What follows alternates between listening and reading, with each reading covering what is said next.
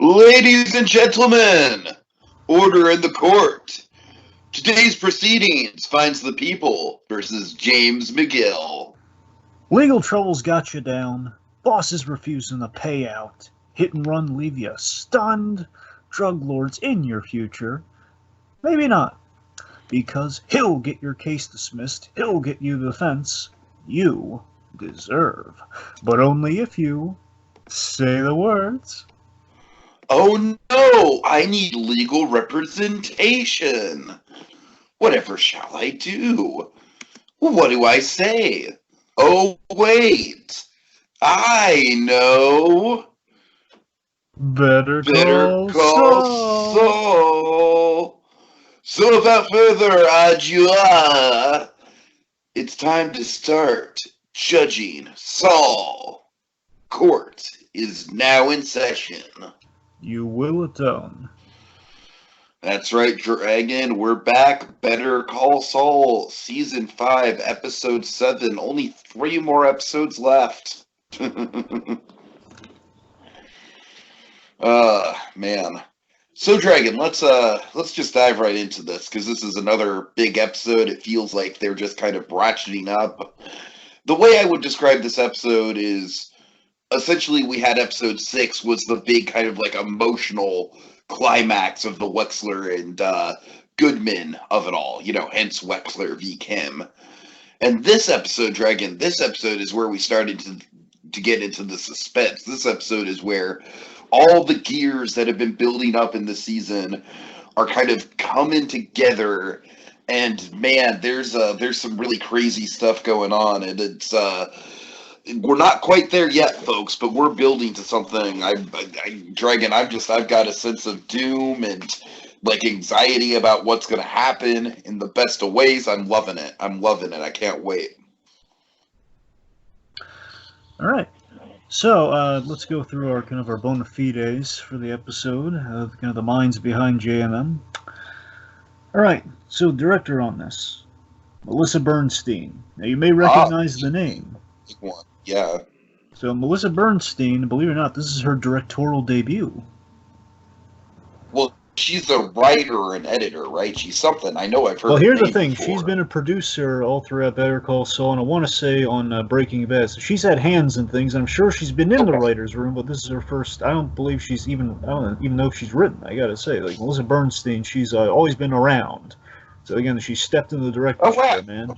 Huh. And the writer. Right. Allison Tatlock, who wrote Something Stupid, one of my favorites, and 50% off. Okay, fair enough. Cool. All right, so let's just dive right into it, Dragon. After the cliffhanger that left America stunned, like, oh my God, she's gonna marry him after his big betrayal. Oh, you could just hear like the like the soap opera organ like play a really dramatic like do you know what I mean?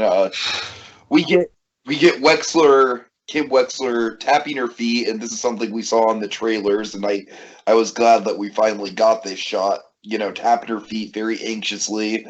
Dragon, what's going on? Well, first off, I want to highlight that, again, I gotta swear, this may be the best directed episode of Better Call Saul we've ever seen. This is a really good directed episode, man.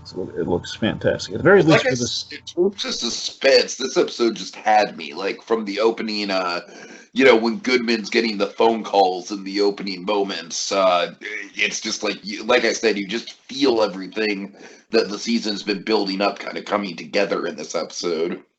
Yeah, I mean, the thing I want to highlight is the very first shot of the episode is the JMM bag.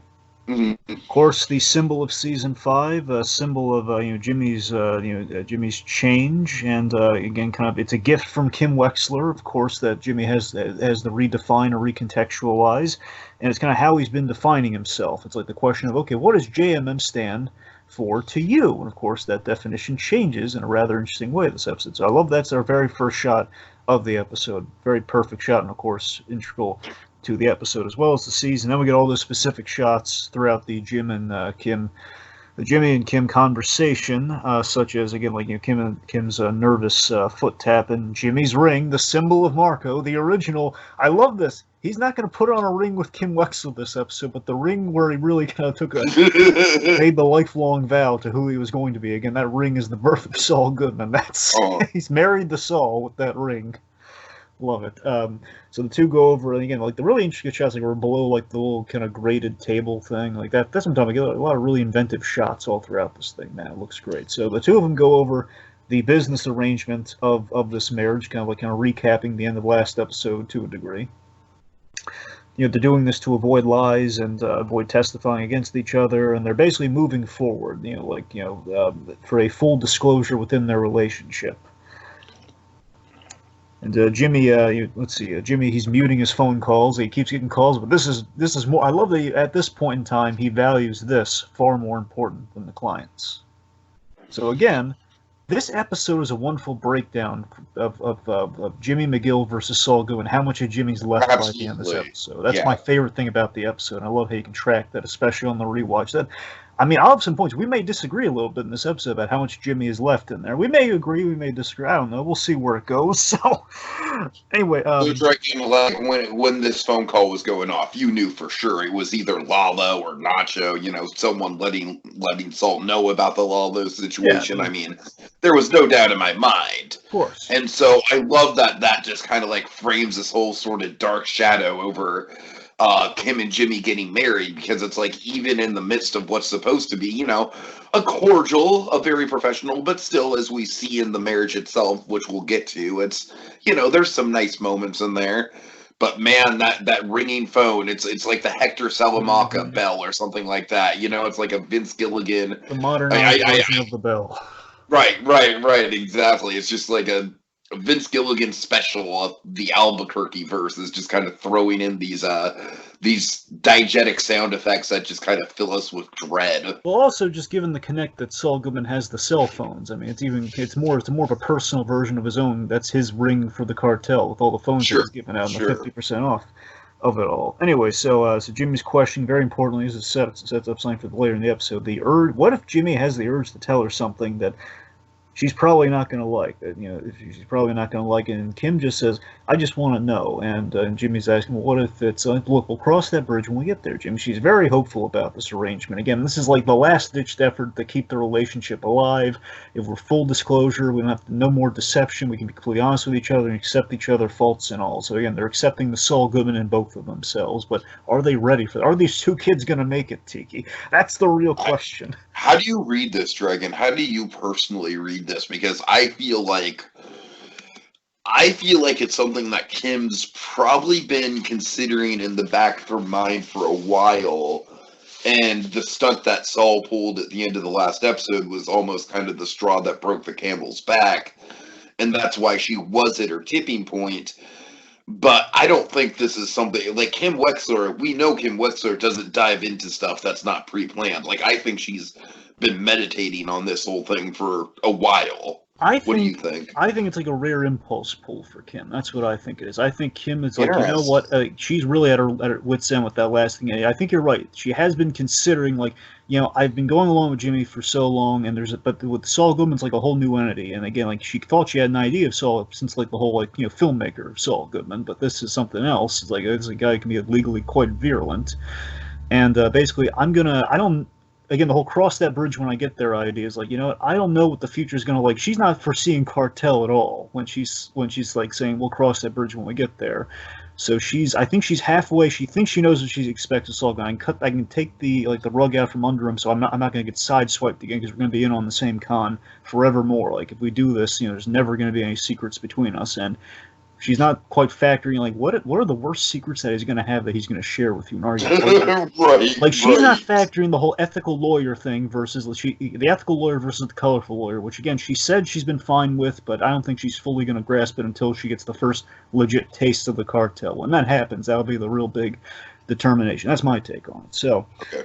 Jimmy's asking, so we're doing this? And then I love this. I was so elated. I know sounds silly, but you hear people like crying at weddings. In this case, it's like Huel arrives. Oh man, Huel's the best man. That's wonderful.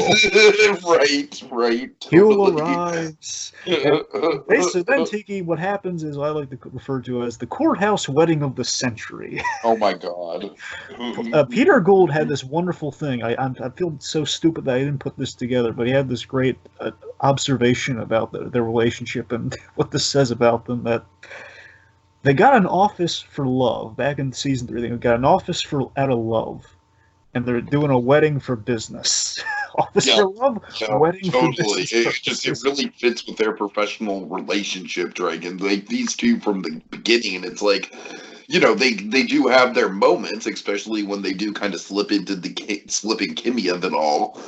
But really, they are just kind of a very professional, but loving relationship. And so to get married in a very office-like setting like this, it makes a lot of sense. All right, so as they're filling out the paperwork, as you tend to do with courthouse weddings, Huel and Jimmy have a little conversation here, kind of pulls them to the side. I love Huel being the romantic of the group here. He's trying to give him like the best wedding on the spot that he can here. He's just asking, do you want me to hold the rings? Again, being kind of being the best man of it all. And he's saying, no, it's no rings. Okay, no rings. Well, there's I can fix that easy. I seen a clerk downstairs. He had a nice rock, probably about half a carat. Love that. Again, he'll be in the excellent pickpocket that he is. I have no doubts you get the ring off that man's finger. I have no doubt. Oh, no doubt at all. No. And Jimmy's saying, no, this is a different kind of thing. And of course, when he says different kind of thing, this is great. You're just, oh. So what about, you should still do it upright for the Rugrat. Oh, God. I like to think in my own headcanon, Huel was thinking of the Rugrats, which is, kind of around in the 90s period, which, they're kind of coming out of, but, it's just me. I just saw that Rugrats in Paris movie in theaters. Maybe not that into it, but fair. Point being, Rugrat, obviously, a little headcanon, I don't know. We're coming out of the 90s at the time Saul is, never mind. But point being, what about, the Rugrats? And he says, oh, no, there's no kid in the picture, not doing this. It's not a shotgun wedding, but it's not a legal shotgun. I gotta tell you, Jimmy, Rugrats in Paris was a great movie, but Rugrats Go Wild was kind of whack. All right. So then Jimmy's asking about Huel's asking Jimmy about the honeymoon. Like, what about a honeymoon? And I know a great kind of a B&B in Roswell. And again, Huel's going for it, man. I love it. So Jimmy explains the why. So he explains the why to basically everything we just went over. Again, the full disclosure, so they don't have to. Basically, not getting the whole relationship side. Again, to like the legalese of it all here. Like, we don't have to testify against each other. A little PSA from the lawyer, as it were. You're getting hitched for that? Again, Huel was just puzzled by it. Basically, Huel was the voice of the audience. Like, that's why you're getting married? Which is just great. And again, Office for Love. A McGill or a Goodman? That's the titular question, my friend. I love how we frame it here. Again, we're framing the theme of the episode, McGill or Goodman. Of course, the answer is Wexler. But still, I just love that we're framing it right there about who. And again, it's an excellent question for us, the audience. Who is marrying Kim Wexler? I have a takeaway from the scene, but we'll get there when we get there. Okay, so Jimmy and Kim, they finish the paperwork. They get their IDs back, and then we reference an awesome Tiki. I never thought they were going to reference it, but they did. My God, I mean, I thought it. I know exactly what you're talking about, and yes, I was geeking out too. The two other past wives, right? The two other disillusioned. Yeah. Oh, Dragon, that was a big geek out Easter egg moment for me, for sure. Now, I know what the first one was. The first one was the Chicago sunroof story. That was the first wife. The second wife is the one that I still wonder. I at least hope that Saul was just embellishing, because that was the second wife slept with Jimmy's stepdad, which, again, I don't know how that works, but it's the point, like, that Mama McGill got remarried. I don't know how all that works. I just like to think Saul was embellishing on that second one. But again, this is Saul Goodman's third marriage. And Dragon, you know what? Being as though he did not lie about the number, I'm kind of leaning towards it's not going to work out. Because you know me, I've had a theory about this where I've kind of been on board with the idea that Kim might be present in the Breaking Bad timeline and just is something that Jimmy doesn't talk about to Walt. Yeah. But with the truth, with my whole thing is like, well, Jimmy doesn't have to be straight up with Walt. But if he is straight up about the number of wives, then I don't know. I feel like it tips the scales more towards Saul was being honest about the ex-wives. I didn't think about that, but you have an excellent point, Tiki. Because again, he might just mention the worst case within his wives, though. That's entirely possible. You're right, though. He did only mention a second. He didn't mention a third, which implies Kim may have been. That's an excellent theory. Right. Could go either way, though, but it's an excellent theory. Okay. Right. So let's see. So then, so there's paperwork. Kim, she downplays the whole affair. And I love that Jimmy gives her every opportunity. It's not that he's trying to back out of it at all, but it's like he's trying to. It's like partly, it's like It's not that he's afraid of the commitments, but it's more so that he, again, like this is like we're gonna get married, and again, he doesn't want to de-romanticize it for like if they ever wanted to have like a nice wedding or anything. Yeah, it's essentially Dragon. The way I read it is that he kind of forced her hand by doing what he did, and he feels bad that they can't actually work it out to have like a proper ceremony and everything, that they have to do it the legal way, and it's like a make or break thing. Like that's what's weighing him down, I think. Yeah, I think you're right about that. And of course I love that Saul Goodman had as much money as, of course, famously Saul Goodman will kind of make it through the course of Breaking Bad. He has the cheapest wedding imaginable, $25 wedding that he buys. A $25 wedding. I love it. All right. So this is a great detail, especially in the rewatch, too. I love all these signs, like almost like thought balloons on the wall behind Kim here, like little yellow thought balloons that say, no rice, no glitter, no litter. Yeah, I noticed that. Yeah. So we have a very speedy and very very kind of very unenthusiastic judge, as it were. Basically, it's like kind of an unromantic judge, is the better way to put it. Kind of a very unromantic judge, and Judge Weber. Judge Weber here, he's like, okay, he opted for the short vows, and they're not going to say any vows to each other. They had their witnesses. Any rings? No rings. Okay, so it makes the two of them turn to Dragon. My favorite moment is when they say no rings, and the judge is just like, okie dokie, and then Kim just kind of gives a little chuckle at that. So Tiki, I'm so glad you helped, because this is the thing. I love with these two characters, Tiki, this is what we love about the show, is the mundanity that we have, bounds and bounds. The minutia of facial reactions within this scene, Dragon. That's what I was focusing on. Exactly, because it's just these two, but the second they turn to each other, the emotion hits them in every little nuance of the face, every little chuckle from Kim, like the whole middle name thing. No middle name. Huh, okay.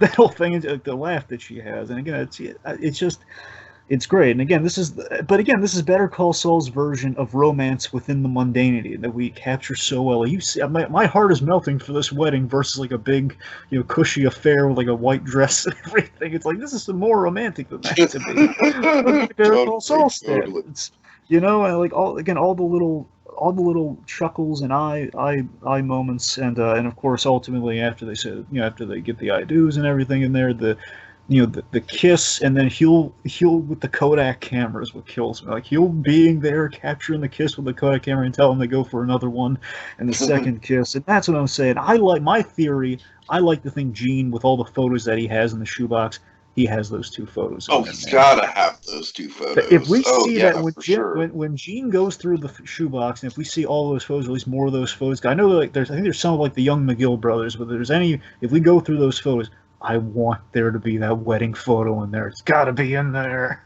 It's going to melt my heart if it's in there. Oh, God. So, wedding of the century is our cold open. Perfect. And then we come back, and the two of them can't even, they're so busy, they can't even get lunch together to celebrate. That's great. I love that. They promise they'll be home early, though. So, of course, as Kim goes off to deal with their Mesa Verde stuff, Saul gets Nacho's call. Oh, boy.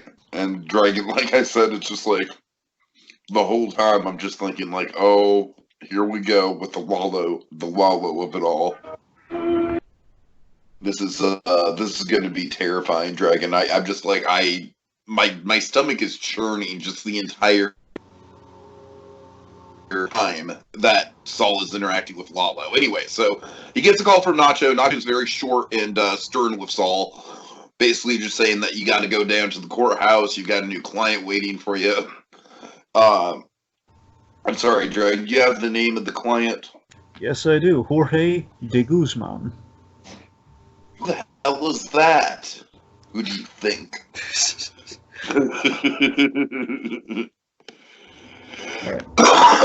So we're basically at the pre-trial. Okay, so let's see. So Jorge de Guzman.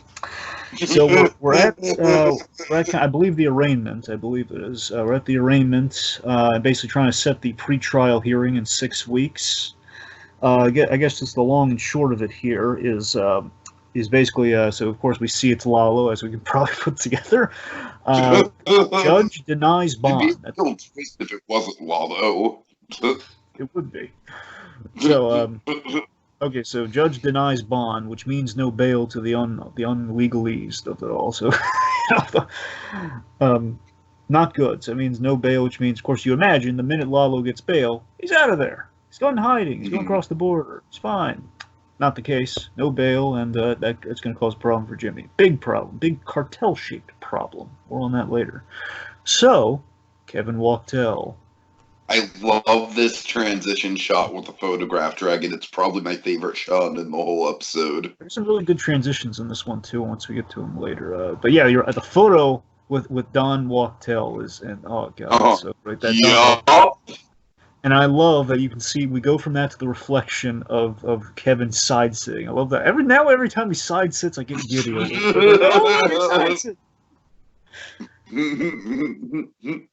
So Rick and so now Rich Schweikert and Kim, basically they're giving the apology tour, as it were. You know, they're taking responsibility for the whole Tucumcari situation, basically last episode. And you know, Kim's willing to bite the bullet. You know, she'll eat the crow, as it were. And she says, "Look, you know, at last." I love how she frames it too. She's being very professional about it. It's not like an almost like apology per se, but she's being very clear, very front. She's taking responsibility, saying, "Look, when you hired me, it was the best day of my professional life. Yesterday was the worst day of my professional life, and if we continue to go forward, it won't ever happen again." Mm-hmm. I love that this has always been, Paige has always been kind of like the cheerleader for Kim, and like I said, Dragon, I've worked with a woman like Paige before, so anytime Paige gets to speak up, I'm always like, oh yay, Paige, awesome, defending Kim. Absolutely. So, of course, with Paige here too, she's playing being the angel on the shoulder here, is putting out the bright side that we're still very profitable. Everything kind of worked out essentially. I think it says along the lines the profits are up by a certain certain percentage, as it were. Let's see. So so then Kevin says directly that Kim dropped the ball. Like whole room full of lawyers versus one Saul Goodman. He expected more. And again, I want to be clear here that Kevin, he's not. Kevin here to me seems like he's been a spoiled kid. He's kind of the big spoiled kid. Oh yeah, totally. That's always been Kevin Wachtel, is the big spoiled kid ever since the model days, I think. Exactly. I think that's always been my impression of him. You're right, and I think this is like the most on Front Street that's ever been, where it's like we see him as the big kid, now we're seeing him as the big spoiled kid. Where given what Kim's and how the scene's gonna end, where Kevin's like room full of lawyers, and you didn't help me. And obviously, we saw how things went. Where again, Kevin was offered really good advice, and he just didn't heed it. And I think Kevin was just kind of blinded by things. He's kind of blinded by that. And again, honestly, maybe his father coming into play makes him feel a little vulnerable to an extent. Oh, I definitely think the father coming into play really is what kind of got under his skin about the whole situation, for sure. Because it's saying that your father wasn't a perfect businessman that you've modeled yourself after, and because of the whole he didn't get the copyright or anything, or essentially that whole thing. Right. All right. So let's see. So anyway, so then they walk out of there. Kim and Rich, they've eaten their crow, they've taken their lumps, and they're out. Wait, hold on. Sure. You have to mention that. You have to mention that Kevin. He specifically mentions Kim, that McGill, Goodman, whoever. Mm-hmm. You could do a lot better. And Dragon, that's the fire. We all know that Kim Wexler. she functions at her best when she's got a fire lit under her ass, and that's exactly the fire that she needed. Oh yeah. So well, you know, you're right about that. You know, I kind of read it as too. So Kim and Rich, they leave the office, and of course I'm sure that's ringing her to some extent. So leaving the office, and they're just kind of like weighing their options for the future. Like, did we lose Mesa Verde? You think? And it's like, I love how Rich, the confidence of Rich, and how calm, cool, and collected he is here. Rich is saying, Rich Spiker has been kind of like the unsung hero of the whole season. I think, in my eyes, like. I think he's been the most pure and like morally good character of the season. That absolutely. And I love Rich here basically saying like, "Oh, he'll stew." I love how confident he is. Like, "Oh, he'll stew." And then yeah, totally. He's not saying we're out of the woods, but he's saying, "Look, he'll stew. He'll make a decision, and we'll see." And then we'll see where it goes. And Kim's saying, "Well, then what? We're gonna have to walk on eggshells around because we screwed." Man, I love how we've seen Kim Wexler in this position so many times where something happens that usually is not her fault. By the way, like basically when she's in the cornrows and like in the cornfields in HHM after the whole the Davison Maine tape and after all that sort of stuff. And again, things that are not her fault, but she gets lumped in, she gets the blame with, and she gets a punishment taken upon her. And you know what? I love that Kim is kind of saying, okay, that's not happening again, but I really read it as, in reflecting kind of the Saul Goodman of it all, Kim goes for the fix for the situation. She's going to take the elephant out of the room, as it were. And by laying the truth bombs on Kevin Walker, I think this is because she got an ego boost, much like Saul Goodman got his ego boost with the Howard Hamlin prank last episode. Whenever Saul Goodman does something, he gets an ego boost and he goes for it. And I think Kim, in reflection of that, she got married. Her mood is very good right now, and you know what? She's not gonna be put in the cornfields again, man. She's gonna drop the truth bomb on Kevin Walker and say, no, we really don't need to apologize. We did what we were hired to do. We gave you the best legal representation that you paid for, and you ignored us at every single turn. And look, I hope that I think specifically I could pinpoint the moment where Kevin Wachtel really went off the rails with this whole thing was when he ignored Rich's advice. The second time around, the second person that came to him. Right. Yeah, I think you're right, yeah. Anyways, so the point being, he ignored the advice.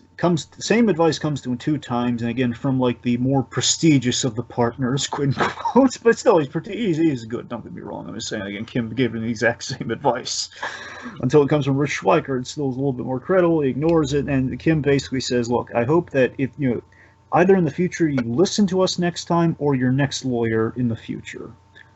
And then what is Kevin Walktel's response to this, Tiki? Oh God, I love this. This is so businesslike, man.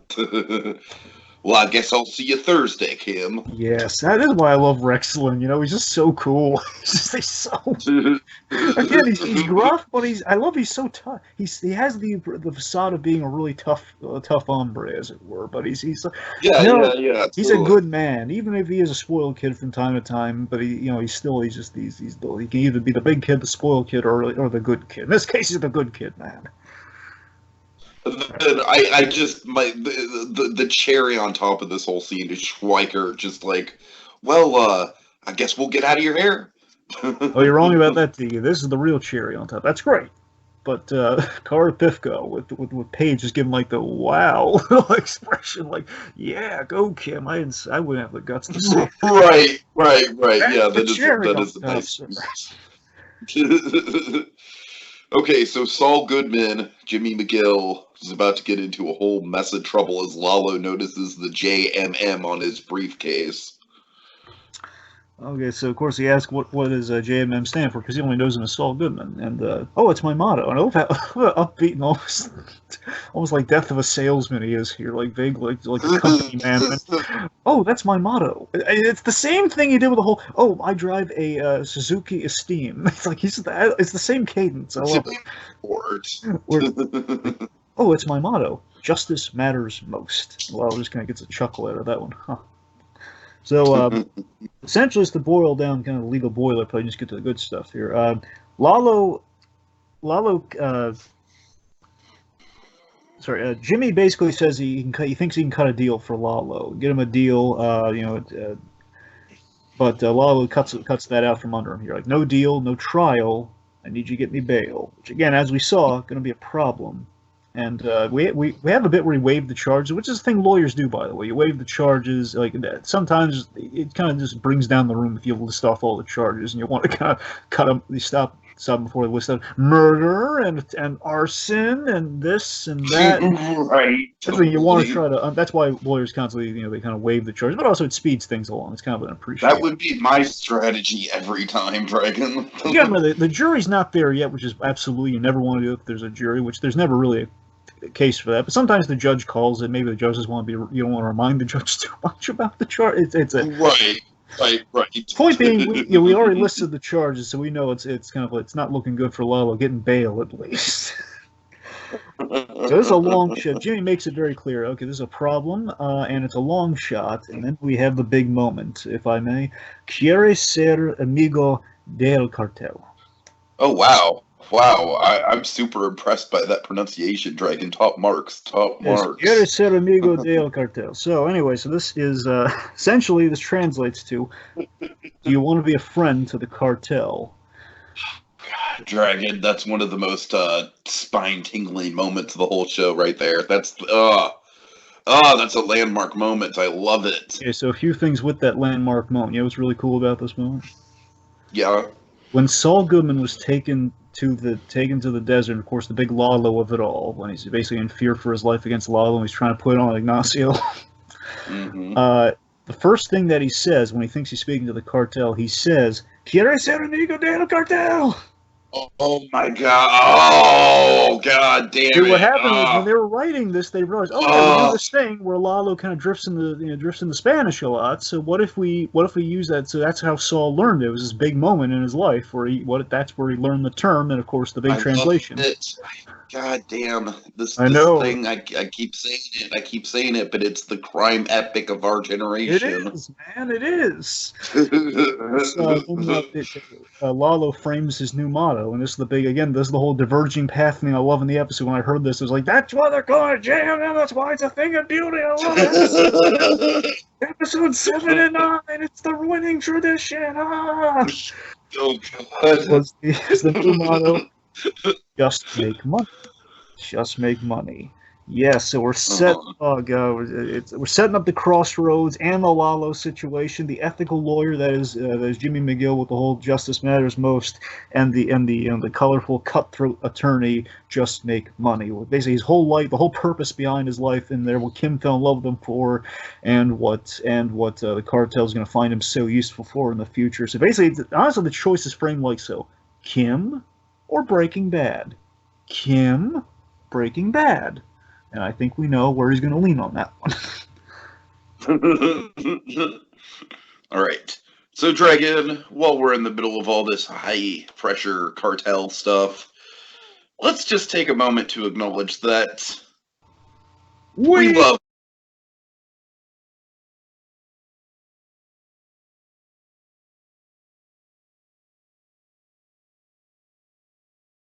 Mike. We love Mike. We do. Not only do we love the actor Jonathan Banks, we love the character they brought to life. Mark Ehrmantraut, man, the American hero as he stands. I think he's on fire in the latter half of season 5. Honestly, I really think he's got some of his best stuff. That he does. I mean, Philadelphia's pride, folks.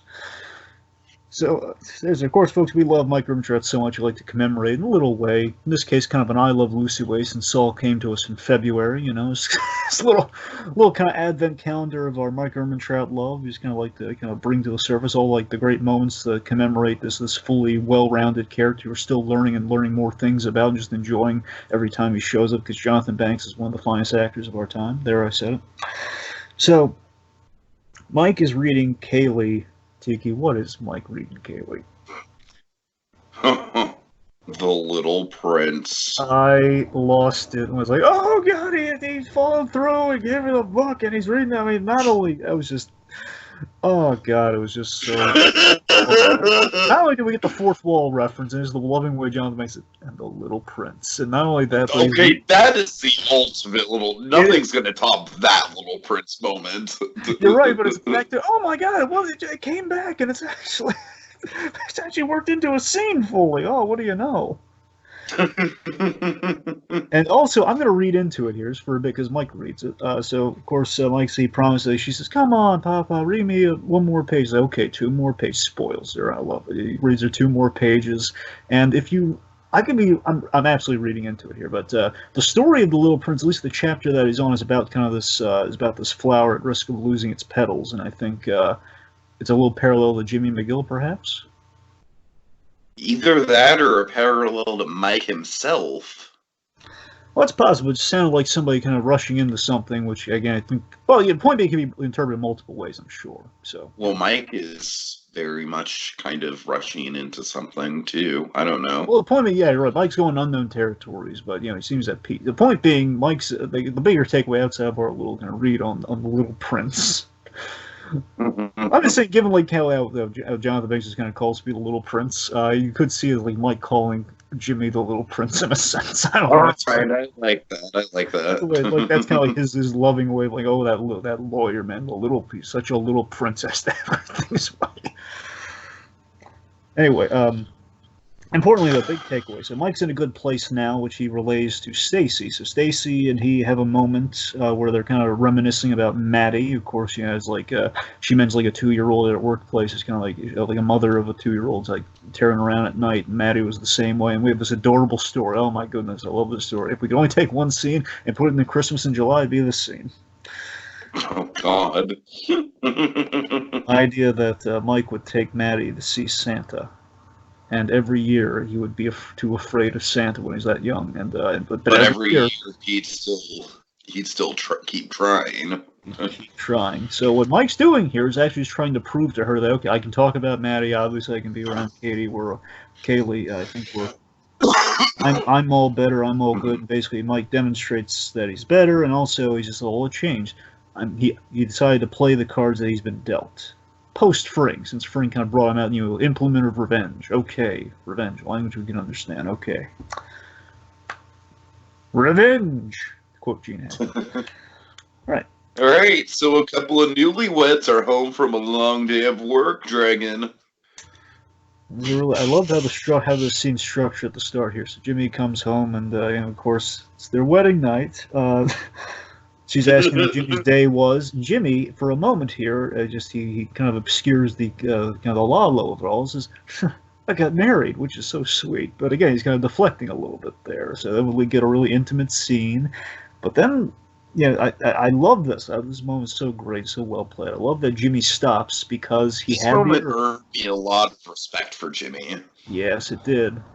There's a big moment here. So again, I love that Jimmy he stops because he promised Kim. These are the only vows that count outside the marriage vows to me. Oh yeah, totally. It's less that he made a vow to marry Kim. It's more he made a vow to like do this for Kim and do right by Kim. So that's what he was like. I had the urge that he just suppressed just now the whole I got married thing, which shows a lot of hope here that he's honoring the urge that he suppressed. It basically gives her the whole friend of the cartel situation. Fills her in the whole like I have a client who said if I help him out with this, if I got him bail, I would be considered a friend of the cartel. Now, here's my big read on the episode here. This is going to become my little through line. So Jimmy says that he does not. She asks, "Well, do you want to be a friend of the cartel?" Jimmy says he does not want to be. He doesn't want to be a friend of the cartel. Basically, he has to put on a show to show that he made an effort, so he doesn't get tick off the said cartel guy. Yeah. Now, logically, Jimmy, I think logically after his dealings with Tuco and everything, I think Jimmy really doesn't want to deal with the cartel. He's still terrified with that last Lalo interaction. Turned out well for him, but he's still terrified by it. So I think he's genuine in this moment. I think he's very forthright. But the money is kind of slow. There is an appeal with the money, which he does every year. It would be like house in Montana money. So deep down, by the end of things, I think he does want this. But right now, I think we're showing there's more Jimmy McGill than we expected. How do you feel about Kim's reaction to it? Because I honestly sort of felt the same way about Kim, where it's like, she's thinking like, oh, a house in Montana doesn't sound too bad. And so she asked Jimmy, like, do you want to be a friend of the cartel? I don't necessarily know if she's wanting one answer or another. I feel like in this moment she's just happy that he's being honest with her. You know what I mean? And it's like I don't know. I feel like she could go either way on like her preference for where he leans. That was just my read on it, though. That's fair. I didn't quite consider that. What I was kind of considering was that, so basically Jimmy, I think a part of him, the Saul Goodman part of him, is enticed by the glitz and glamour of, like, cartel, like, big lawyer to the cartel cases and the perks and all of that, and again, the Montana money. But again, importantly, I think the line to draw at the moment is all of that, but never at the cost of Kim. So if Kim's not on board, like, until Kim vocalizes like she's absolutely fine with the cartel. So the first time we bring the cartel into their home, not literally, but metaphorically, the first time the cartel actually. Well, I think by the end of the season we'll bring the cartel into their home. That's what I'm saying. The moment like the cartel actually like fully in some direct way enters the life, and she has to confront this, then I think we're going to see where the leaning is going to be. Basically, if Kim gets scared off by that or not, that's where we're going to give your theory credence there if that happens. So, but again, they're so honest and vulnerable in this scene, and I love, my favorite things I love, and this is like why we love the Albuquerque verse so much. This is how TV should be written, where the mood isn't killed, that doesn't happen, but it was strengthened. It's just, I'm glad you told me. It's like, oh my God, so romantic. Yeah, again, totally. It's a mundane conversation during a love scene, but it's so so romantic without being cheesy. How do they do it, Tiki? How do they do it? I don't know, Dragon. I don't know. They're taking smart pills or something, anyway. Oh, God. All right, so as they resume their wedding night, we then I love it. So we transition from one wedding night in bed to Lalo's bed. So again, the cartel. I like that Lalo's a bottom bunk guy. It makes him modest, I think. Yeah, you're right. Yeah, it is. I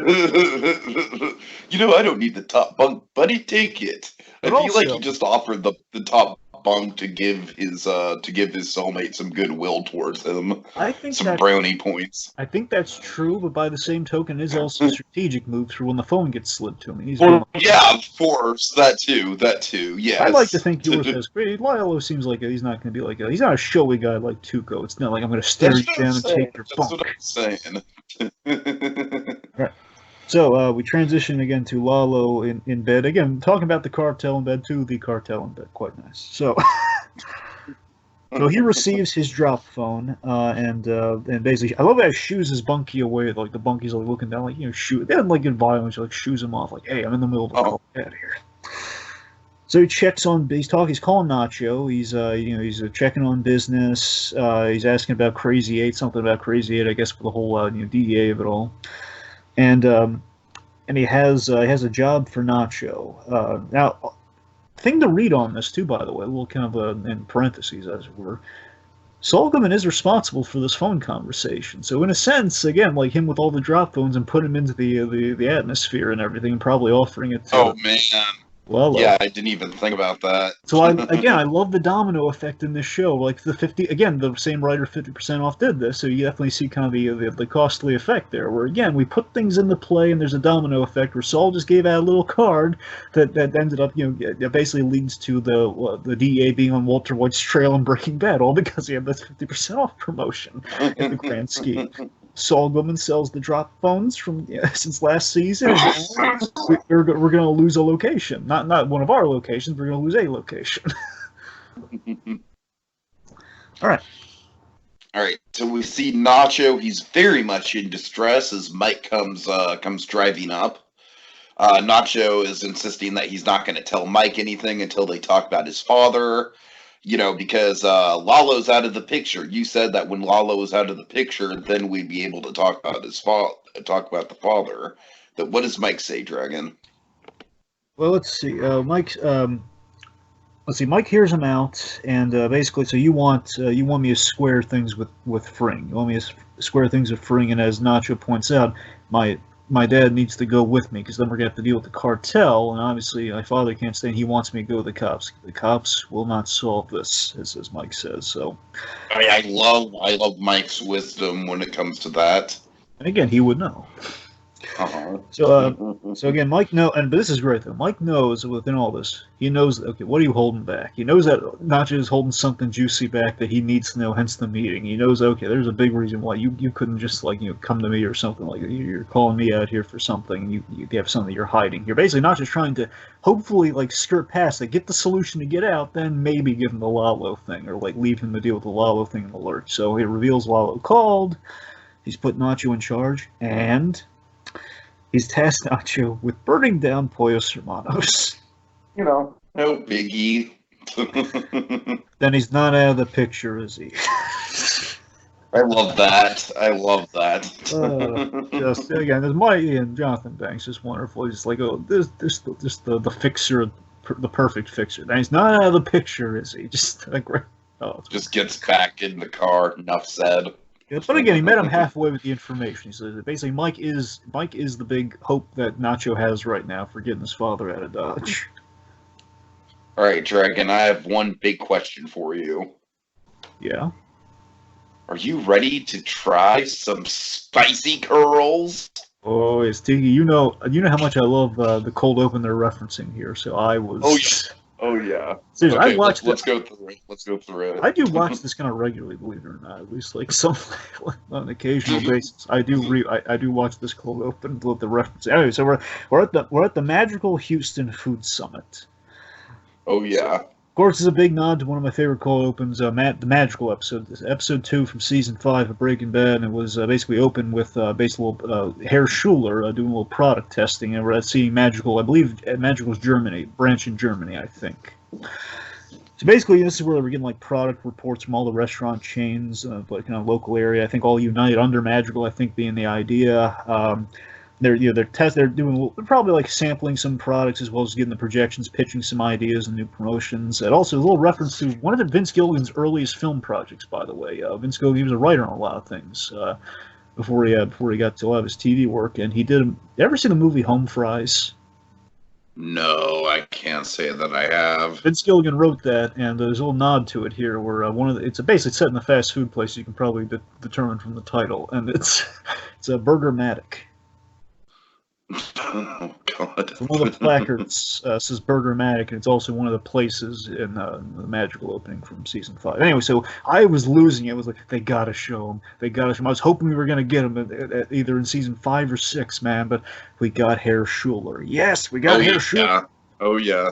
And not only that, this is the genius. This is why I was very satisfied. Okay, they brought in Herr Schuler, homaging, season 5. That's great. But not only that, we're seeing how the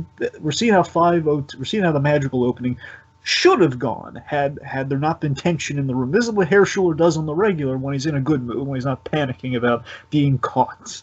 It's that he's sampling, as Gus Fring, he tells him that business is up. He demonstrates a new product, the Spice Curls, the curly fry. I love how proud Gus is of the Spice Curls, Dragon. He is. Remember, in Breaking Bad, he's really, I believe it was in Breaking Bad, he was really giddy about the curly fry. Try our curly fries. Oh, he was. You're right. I can't remember when, but I remember. I don't know if it was an ad or promotional thing where at some point he says, "Try our curly fries." It's something. Anyway, so I love how I love how how Schuler just takes the bite of the curly fries and just gives a big enthusiastic thumbs up. Which again, completely counter opposite to how he was in 502, which is why I love that. He's just sampling all taking the nugget and sampling all the different dipping sauces, and it's just he's zoned out because he's just.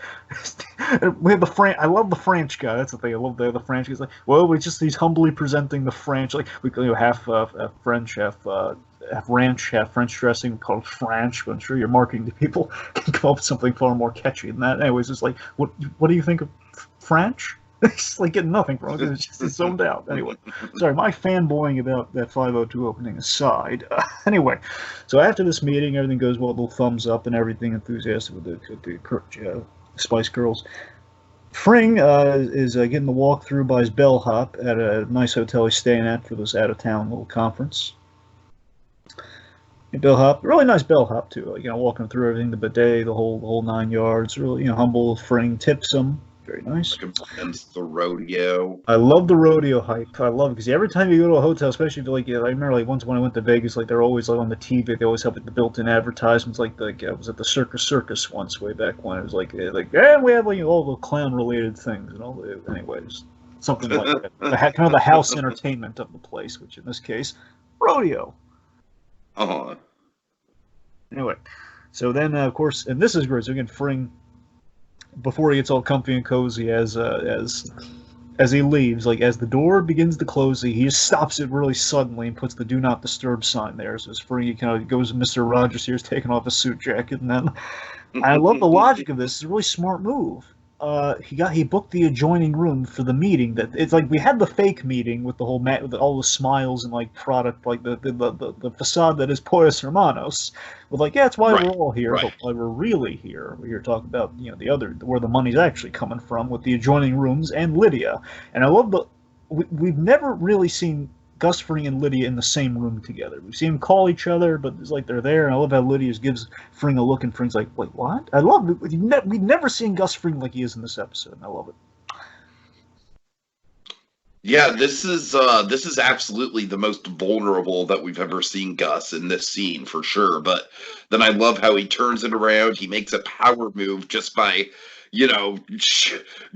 kind of like snake charm, like whispering like sweet nothings into Schuler's ear, and kind of just turns it around on him. All right, let's go through it. Okay, so Peter Schuler, he greets his old friend Gus Fring, and he's asking about the super lab, which basically, since the construction stopped because of the whole Lalo affair, again, that's where they're really making their money and their profits, or at least the large majority of them, like kind of the stuff that they're hiding from the IRS and everything. So he's worrying, like, the longer that stuff isn't in the works and the longer that money's not coming in from that big kind of investment, that big plan, the more he has to cook the books and worry about like an audit, which is what was a freaking Schuler out to no end. He's terrified about getting caught, which we know what happens. Basically, we've explained why he commits suicide in season 5, and I love that. Right, exactly, yeah. This Schuler stuff just keeps getting constantly better. On edge. Lydia suggests a solution to the Lalo situation, which again is also another season 5 pull for what eventually she does when she meets her perfect business partner, Walter White. Like her prison accidents, like shivings and such. I love how bloodthirsty Lydia is. Those shoes are red for a reason, folks. I love Gus just throwing back the logic of like if prison, then the cartel would know it was Gus, and there'd be a war for which they're not capable of handling right now. They're not prepared to handle. Now, there's a really great foreshadow with that, Tiki, because remember, as I believe Mike said once, dead Tuco draws Salamancas like flies, and of course in Breaking Bad, when Tuco dies, the cousins come. So that implies to me Lalo might not die. Oh, I know. We'll see. Yeah. I'm not convinced that he is dead. Yeah, that's the thing. Yeah. Okay, so as a Gus, this will be a problem for Lalo dice, even if it's not by Gus Fring's. Point is, Gus has as much to lose with Lalo in prison that he didn't really, consider here. So let's see. So Peter's spiraling over getting caught, and this is great. This is the fantastic glimpse. They had a different read on it than you did a little bit here. Is that we have this great glimpse into what I believe to be a genuine respect and friendship with Herr Schuler that we had never seen before. Because Gus, there's a little bit of manipulation here where. Ordinarily, there would be a manipulation. Here, I don't think there's a manipulation. That's the difference. Okay. Like, if there is a manipulation, it's not just the genuine friendship, because what Fring says in this scene here is that he sits down with him. He's not intimidating. He's not doing the thing we've seen Gus do 100 times where he's being really direct and businessy, where he's giving him a pep talk. And he's not just... Yeah, he is kind of his corner man, to quote Peter Gould. He is kind of the corner man in this scene. But he name drops Santiago, and he really kind of bolsters up the heroism that Peter showed, and it suggests that Peter saved him that day in Santiago. Now, we've referenced Santiago once on the Salamanca side. Right, yeah. This builds a great mythology. I caught that. Yeah, so that implies to me he genuinely respects Schuler for what he did in a Salamanca affair that we haven't seen. Dragon, I legitimately think we could get a third freaking show out of this universe with the Chilean, the Chilean Chronicles or something, man. I really do, man. I'm not even kidding. I know. I hear you. Like a mini series. Just give me a mini series of Fring. That's right. Like nothing major, just the mini steps. Anyway, so Gus, so he gives a little pep talk. The trio celebrate now that Schuler, and I love this. I love how Lydia's coddling him. He says, Peter, I'm gonna take you to the rodeo tomorrow. I've never been to the rodeo. This is what I'm saying. Schuler they kept ratcheting Schuler up more and more, and I loved it. Where again, we're filling in the blanks, and he has his epic story with Fring we haven't seen, and he has he's got a childlike wonder about the rodeo. It's like it keeps getting better, and the three of them are toasting their wine glasses, and you see the dread. You see a little bit like Fring. He's propping his friend up. I think he does mean it, but by the same token, it's like, okay, I'm propping up, but this is also a problem. If he's worried about it, if he cracks, obviously something's going to go wrong in the whole arrangement, and this Lalo situation is not good. And he also told them that, again, a Poyos Hermanos needs to be blown up, which is not, of course, they have to, I mean, there's no getting around that, which, yeah. All right, so speaking of which, is this when we get to the Polos Hermanos thing? No, not yet. It's Jimmy and Kim. It's the next morning, so the morning after. Gotcha. So Jimmy and Kim, they're entertaining. Here's the thing. I'm not entirely sure about this. I don't know if they're entertaining honeymoon destinations or future homes, perhaps. I was picking up on honeymoon destinations, but I wasn't really sure on it myself, Dragon. That was something I was a little unclear about. Because they did go to that big house that one episode, and again, if they are doing your thing, if they are entertaining, like if Kim is entertaining about like what if we did do the cartel work. Then again, they would be looking the future homes, I'd imagine. So it's unclear. It could be honeymoon. I don't know. They're talking about a lavender farm, and I love Kim's lines. It's great. I love this bit with Kim here. It says, "Oh, a lavender farm. Oh God, I'm something yet luxurious. Like God, it was something. It was like I'm casual. Oh, casual yet luxurious. I'm casual yet luxurious. And she is. I buy that. She is casual yet luxurious." And the 5-car garage. See, the 5-car garage makes me think it's a home, but no, that's the thing.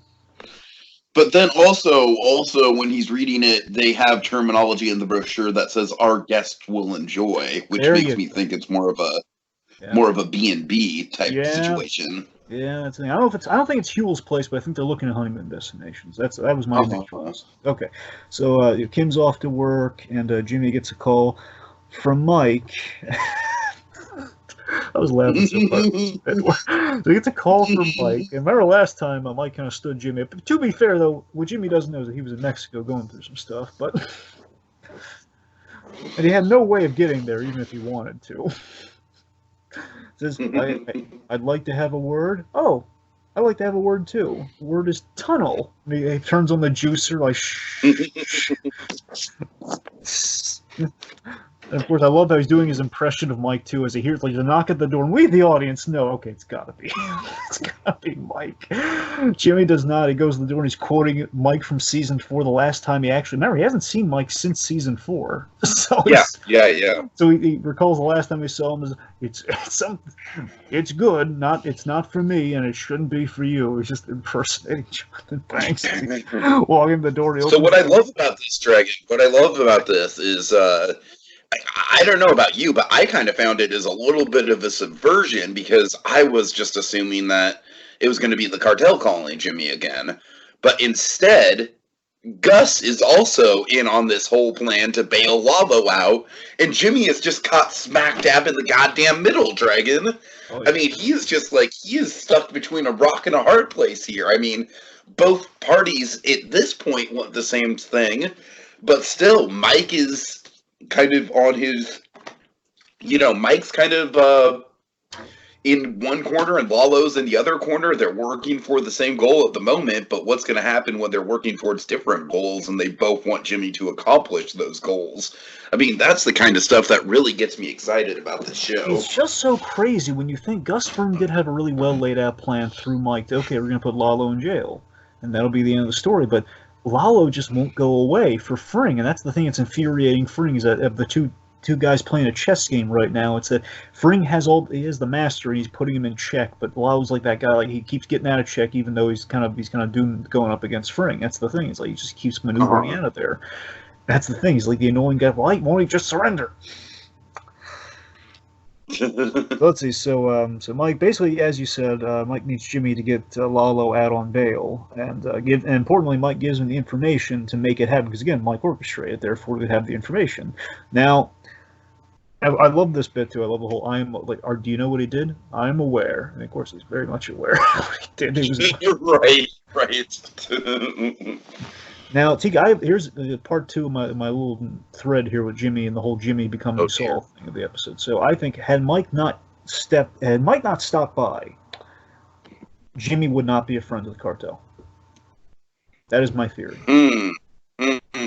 Interesting. And there's one more moment that's gonna go with my thread here. I think you can tell it's gonna be at the end of the episode where something else happens. But so, of course. It's more on that later. But right now, I'm thinking like Mike is a huge thing again. Like he's caught between a rock and a hard place. If Mike's telling him not to, and Mike is giving him the tools of the trade, because Jimmy didn't have as intricate a strategy to get Lalo out here. Mike's giving him everything to make this happen. So again, he's giving Jimmy the tools to be a friend of the cartel right now. Therefore, yeah. I'm saying Jimmy wasn't pulling out all the stops for Lalo until this point. That's my argument. Okay.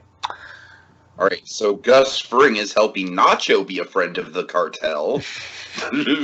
Yes, he is.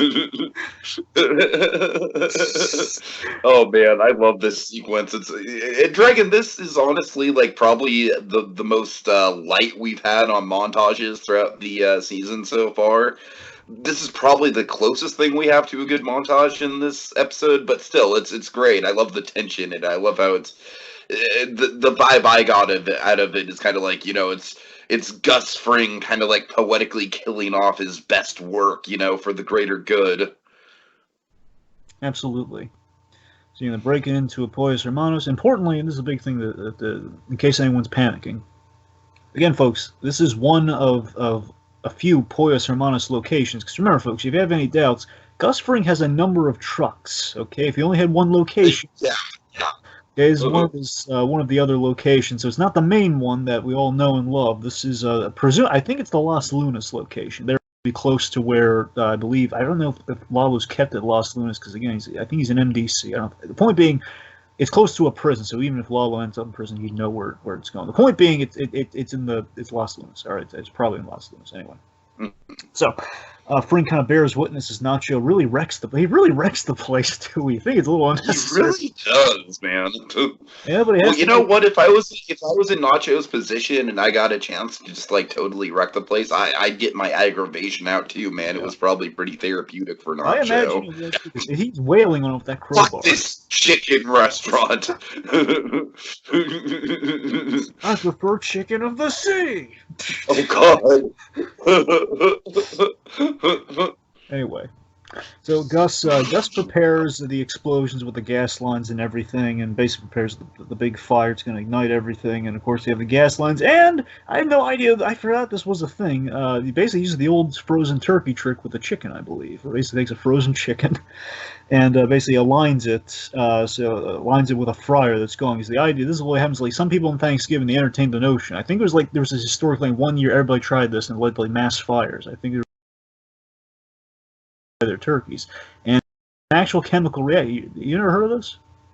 No, I haven't. Oh, really? Okay, Steve, what happens is there's like tons of videos you can see on this, and I think it was like a fad for a year, and that's why there's so many videos on it, is that people try to deep fry the turkeys. Basically, you go outside, you have a big old boiling pot and a frozen solid turkey, and basically as you dip it in there, it's going to catch fire because it's something along the lines of because it's frozen, the ice turns the steam, and basically the oil will catch onto it, and then as it expands, it overflows, and it kind of leads this fire blooming out all over the place. The chemical reaction that you can find in nature is it leads to fires and there's a lot of danger, and technically explosions too. So that's what happens in real life. So they mirrored it here, but with the chicken, and also little Arkham Assault on Arkham nod too, because remember, Giancarlo Esposito played Black Spider in the Assault on Arkham animated Batman movie, and what's great about that too, there's a fun bit where you see where Gus Fring he just moves everything ever so slightly before the explosion. Remember, he adjusts like the little slide for the chicken.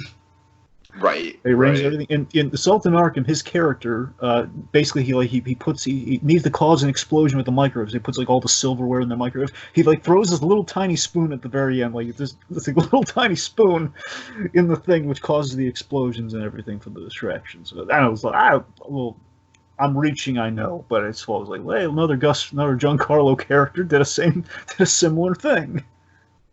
All right. By the way, Okay.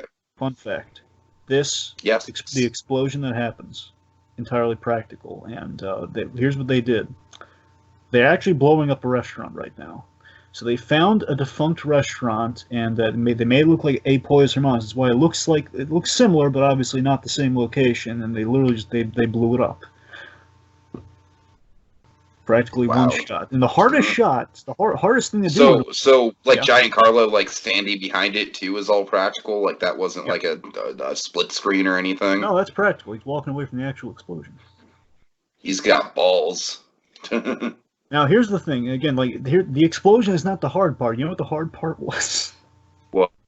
Getting the chicken, the shot where the chicken slides into the fryer. Oh no! That was that's like totally like the Shrek. Like, oh, we had such a hard time getting the milk to pour.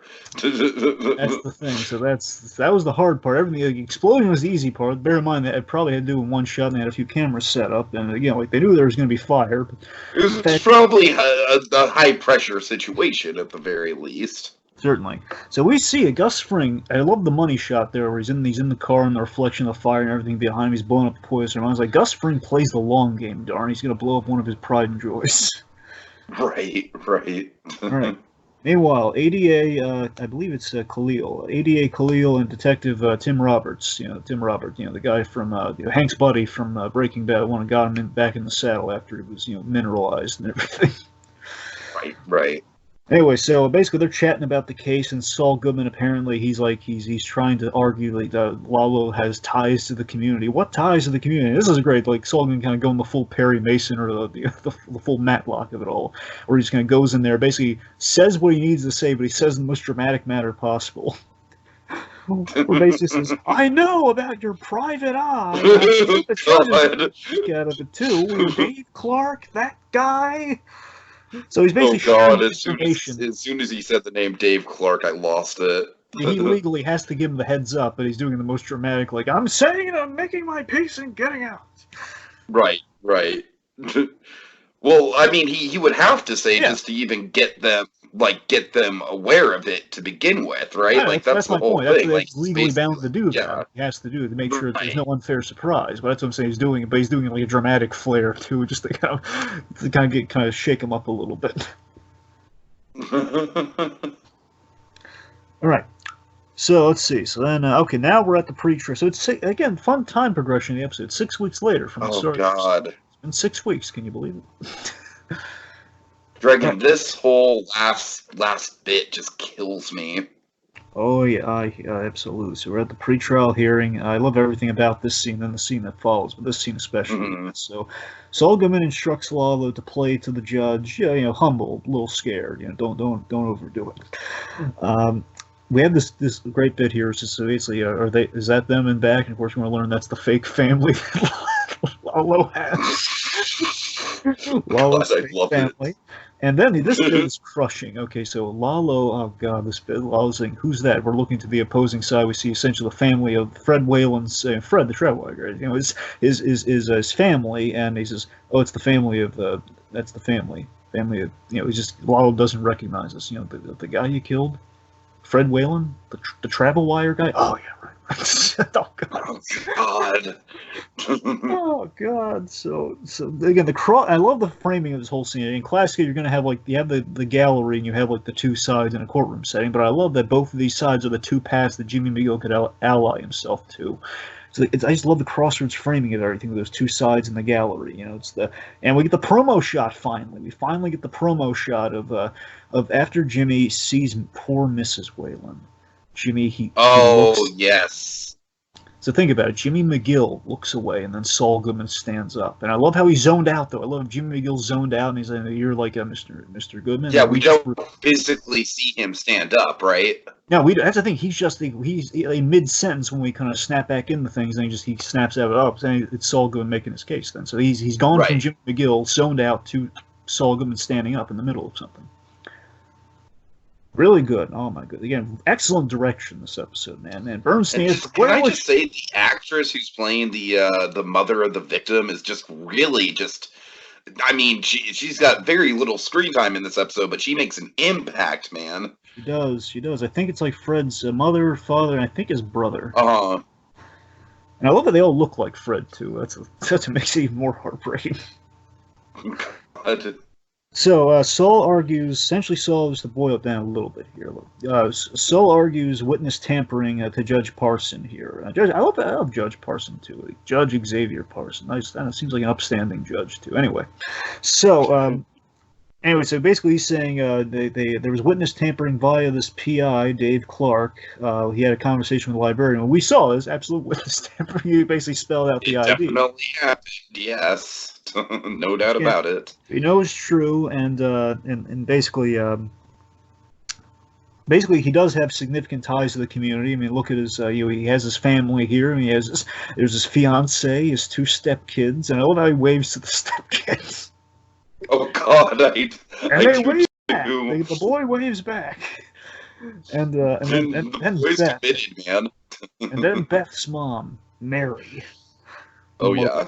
So basically, Saul's on fire in the courtroom here, and Saul Goodman is on fire here with the point that the ID is the state's case. Like really, and again, we know this for a fact. They don't really have much outside of the.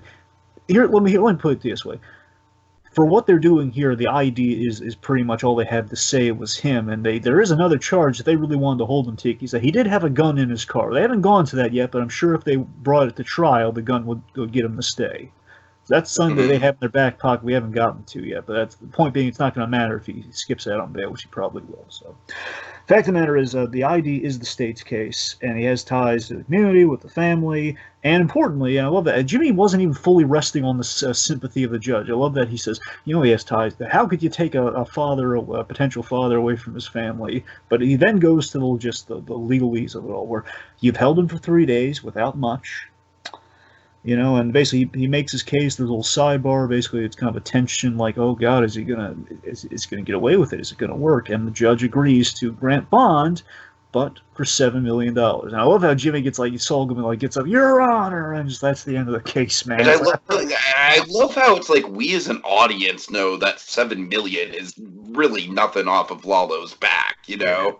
And so Jimmy is kind of just like, oh no, I got this all wrong, and now he can't get out. And it's like, no, $7 million's fine on Lalo's end.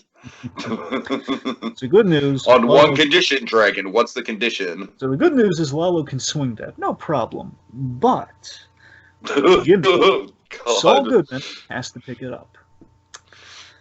Oh boy. Oh, I have so much dread about this, Dragon. Yet again, I love the final shot too, where you see the family just kind of there, and we're gonna have the money shot in a second here as well. Where yet again, it's money versus Jimmy being a good lawyer again.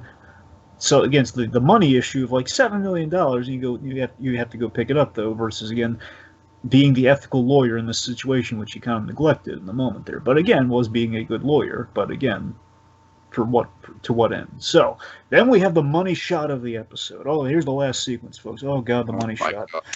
Most brilliant shot of the episode. Jimmy peers around the corner to check in on the Wayland family, who basically they don't know what has gone on. They don't know is the ID real? They're kind of speculating what happened. Isn't that the man who did it? Oh God! And Jimmy knows he's the man who did it, and it's so the family's very upset. And it gives the dichotomy of the shot here. He's basically as one side of the face is peering around, the reflective surface shows another reflection of Jimmy, so it's kind of he's a reflection of his former self. He's literally at a crossroads within the courthouse here. It's the big telltale choice of season 5. One could argue this moment is, it's the perfect representation of the telltale season. The 2 paths that Jimmy could make. Is he will? And it's what the big question is, what is Jimmy willing to live with as Saul Goodman? Is he gonna be willing to live with breaking people's hearts like this? So that's kind of what this reflection's all about. So as Jimmy is mulling this over and still just keeping on the family, and again, I would argue, man, at this moment, I think he's still leaning towards Jimmy McGill. I think he's still. I don't know if I want to make that money run. I don't think I want to be a friend of the cartel until this happens. Oh boy! So Howard, I love you, buddy. I feel so vindicated in all my theory making with this one, Dragon. I feel like I was right on the money with Howard. Well, you should take you get some spicy curls, my friend. You do. You get some spicy curls. You get some spice curls for this one. Oh God! All right, so Howard arrives with the other big choice of season 5. So he's asking about the job, and again, he's being so darn nice about it. He's asking about the job, and we know that he knows. He's still giving Jimmy one last chance. He is. So. Anyway, so I think Howard was willing to play dumb if Jimmy eventually came to his side for the healing of it all, and that's why I was like never like, but he can put the pieces together, and Jimmy's non-denial was like, okay, I absolutely know it was him. Right. So basically, Jimmy's still unsure, and Howard I love how polite he is about this. So Howard doesn't like, I'm taking it off the. He was like, then it's off the table. You know, I've seemed to have upset you, and I don't want to upset you any further. Mm-hmm. So he's being really polite about it, being very professional. And like Jimmy's saying, well, how did you upset me, Howard? And then it's like, Howard just getting kind of weird with this job thing. And I love that Jimmy somewhat has a point where it's like, basically, again, from the wrong point of view, mind you, it's like, hey, why do you keep offering me this job I clearly don't want? Is essentially what he's saying here. And then Howard directs it back at him here, where Howard is, again, he's so understanding, he's so sympathetic as Howard basically says, he calls Jimmy out and like, you know what's weird to me? Someone to throw a bowling ball through my car and send prostitutes to my business lunch. I love how Jimmy's just like, listen to yourself, Howard. Bowling balls, prostitutes, you need help. I don't know what you're into. So, oh God. So again, Howard, he's very understanding. He's very sympathetic. Jimmy, I'm sorry you're in pain. And that causes Jimmy. Because of course, remember that Jimmy kind of, inadvertently dug Howard out of his own personal hell. Mm-hmm. And there's a gratitude there for sure. And there's a gratitude, and there's a gratitude, and also his healing process through Chuck. I believe he found like the whole namaste of it all. He found kind of the Zen-like kind of. So it's the Zen-like thing, and he owes a debt of gratitude to Jimmy, and of course a little bit of guilt over Chuck. Kind of a trifecta going on there. Anyway, but speaking of Chuck, so then here Jimmy snaps, man. He says, "You killed my brother, and you're sorry." So fundamentally, you got to break this down. It's a huge moment. We haven't invoked Chuck's name in the entirety of this season yet. Oh yeah. So, here's my read on it, Tiki. Fundamentally, Howard's season 4 news at the start of season 4, of course, he tells about the suicide of it all, and again, per the insurance, Howard blaming himself because of the insurance premiums, which only Jimmy knows was his doing. Only knows that he tossed the dominoes on that one. He knocked over the dominoes on that one. He put Chuck's death. Howard incidentally put Chuck's death on Jimmy. Not that he knew that Howard didn't intentionally do that, but he put that on Jimmy. So Jimmy's been feeling guilty about killing his own brother, and he's been jealous of Howard because he healed from it properly, or Jimmy rejected the healing process. Mm-hmm. Howard, he saw basically Jimmy didn't want to go through the anguish that would then lead to Howard being all Zen-like. Now he didn't know the happy ending. He thought it was going to be misery. So, he's jealous of Howard fundamentally for that he healed from his brother's death better than he did.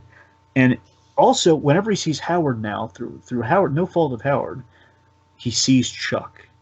Mm-hmm. In Jimmy's eyes, whenever he sees Howard, he sees the guilt of Chuck, and he sees the puppet of Chuck. He sees everything Chuck and HHM and everything within Howard Hamlin. So it's like he's always the big guy looking down, even though when Howard's like saying, "Hey, let's put that to bed. Let's move forward." Jimmy just can't do it. Like, since season 1, Howard's been desperately trying to do that. The famous, I called you Charlie Hustle, and it's just it's this fascinating rivalry that is pretty one-sided on Jimmy's part that, Howard just can't shake. So then it gets really dark, folks. So then I'm amazed. I'm so impressed they went here. It's like they really went for it. So Jimmy then, so he goes from like that's the personal deep down. He starts off really personal, really intricate. The whole "you killed my brother and you're sorry," which again is the whole reflection, everything we just went through there. And then the ego starts, and Saul Goodman takes hold. It's just, your offer amused me. The illustrious HHM, you'll have me playing at the palace. You're a teensy tiny man in a little teensy tiny little bubble.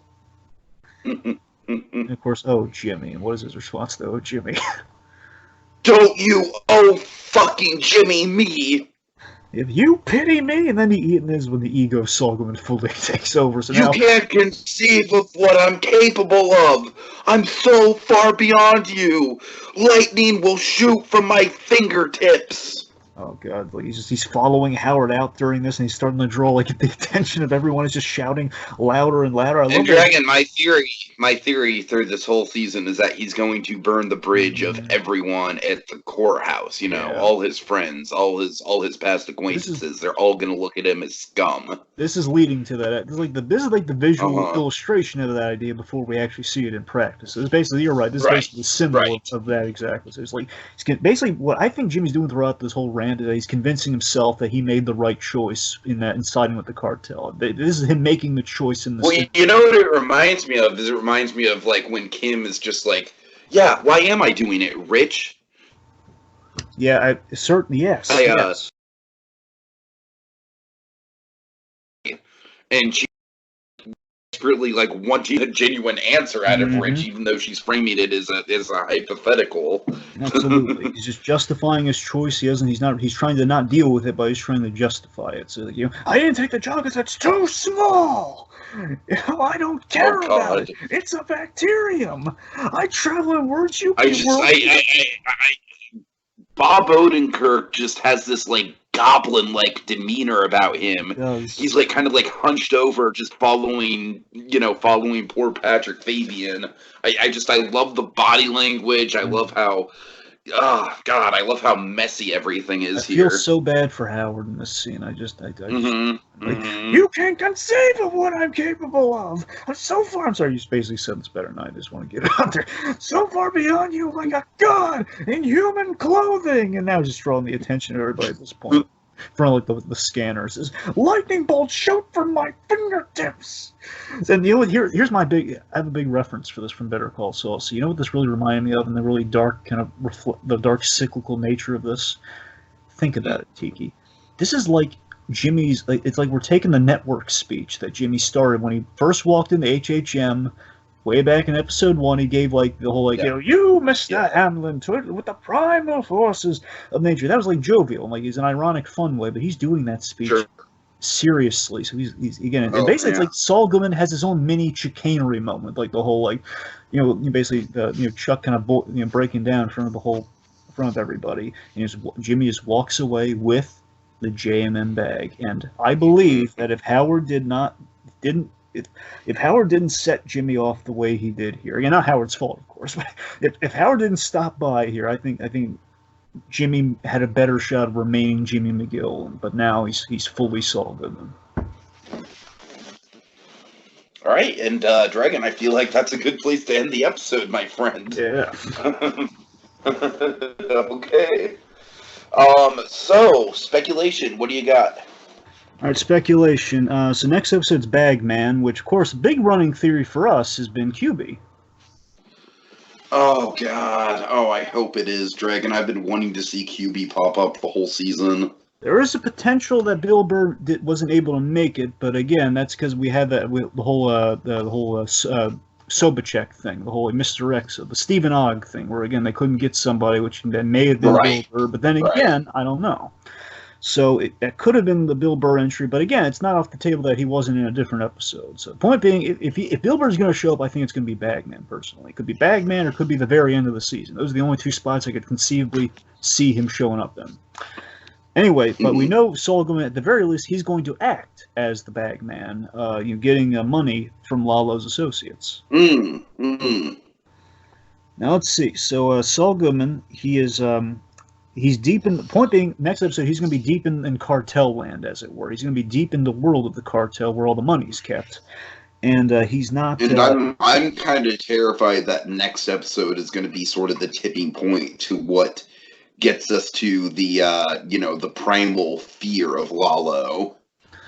Certainly. So I mean, there's no turning back. Basically, the next episode is going to be the no turning back from the cartel path you've chosen. Big call for me. I'm going to call this, man.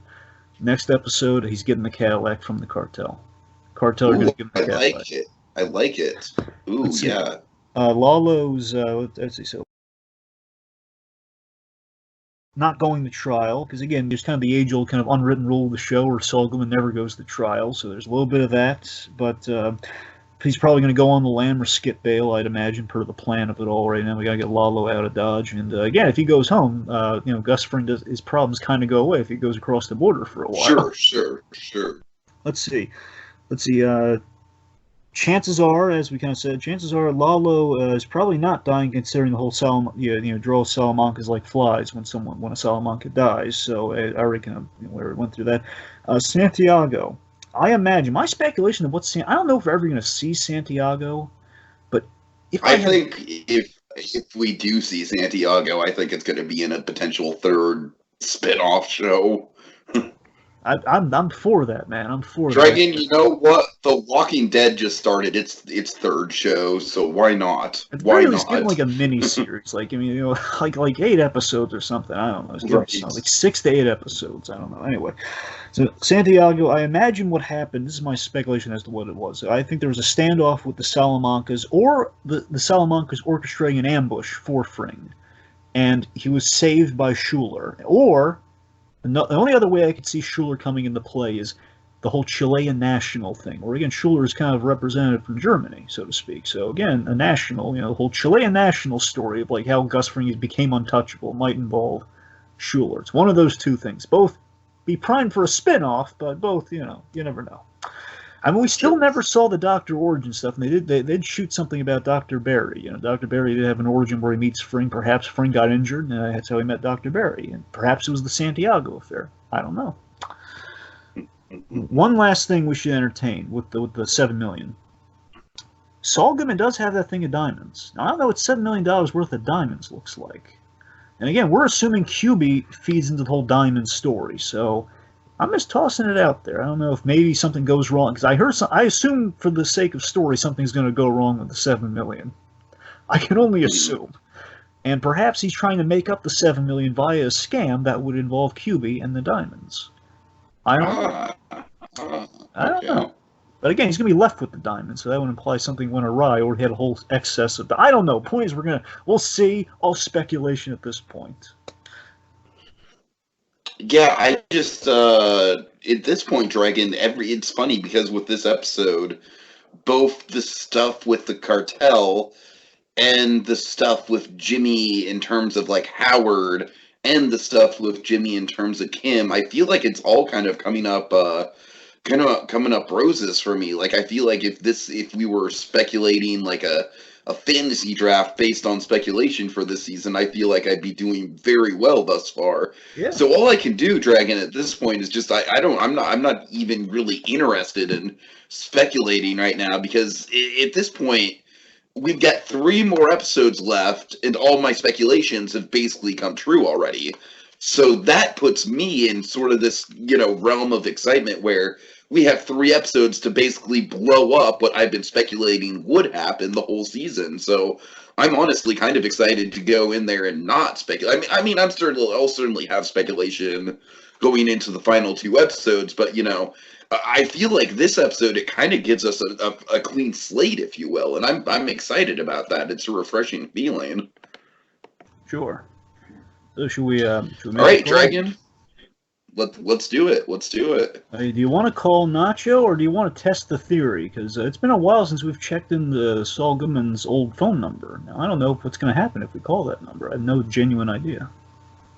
Let's check into Saul Goodman's old phone number. All right, so I should, because the whole diverging nature of this episode, we called Saul Goodman last episode. We called, the Saul Goodman number, and it was a new message, which was a complete shocker for us. Now, let's see what happens when we call Jimmy McGill. I wonder what's going to happen. No idea. Okay, ready? Yeah. Okay, 505.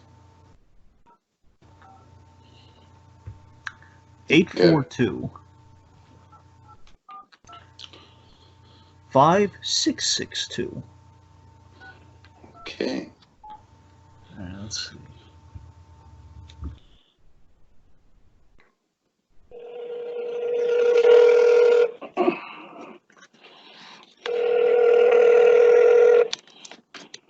You've reached Saul Goodman. Looking for phones? Well, I'll get a surprise for you. The phone guy is no longer just the phone guy. I'm the law guy, your law guy. That's right, Saul Goodman, attorney at law. You need the law? You want the law to meet me. Leave a message after the beep. I'll get back to you before you sleep. All right, Okay. same message we got at the start of the It's the season. same, but now has a new context where he's directing everyone to Saul Goodman's number, in a sense. That's kind Right. It's kind of nice. So, final thoughts. Okay, so Dragon, final thoughts. So yeah, I don't think this episode I don't think is quite as like intricate as the last episode where I it's like a perfect painting of an episode. But this one was a lot of fun. It had me on the edge of my seat the whole time. I thought there was a lot of great symbolism, and like I said, I really feel like I'm at a point where, with 3 episodes left, all my speculation has basically come true. So it's going to be kind of like a domino effect of seeing my speculation fall apart, which I'm excited for. So yeah, just generally speaking, Trek and I couldn't be happier with the season. I wish that we had more than 3 episodes left, but I know these 3 episodes are going to be delicious. All right. Final thoughts for me. Again, I think we continue the tradition of episode 7 being rather impressive. Melissa Bernstein, again, her directing was exceptional. We got to get her in the chair for that last season, buddy boy. We better.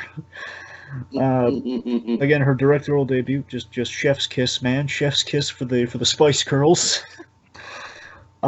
Phenomenal crossroad episode for Saul Goodman and Jimmy McGill. Again, the theme of kind of making. There is kind of a theme I didn't really highlight, but I'll highlight it here. Again, there's a theme of making peace with your choices and the cards you were dealt, as Mike kind of says. And that's kind of what Jimmy's doing here, but again, a really explosive way at the end of it. A lot of fun. Yeah. We continue the thing that Better Call Saul's been best at here, where we have a lot of fun retroactively world building with like stuff like magical and the Lalo situation of it all. Like we're doing so many fun things there, and it's and this is probably my new favorite episode of the season. Again, if this is great, I can only imagine what 9 is going to be, because that's always kind of the runner.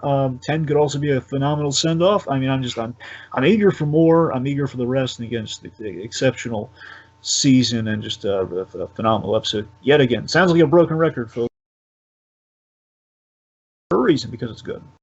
All right, take us out. Remember, kids, when you get that phone call, make it count. Better Call Saul. Saul Goodman and Associates is the one-stop shop for all your legal needs. And with that, we are adjourned. We could totally be lawyers. Totally. Lightning will shoot from my fingertips.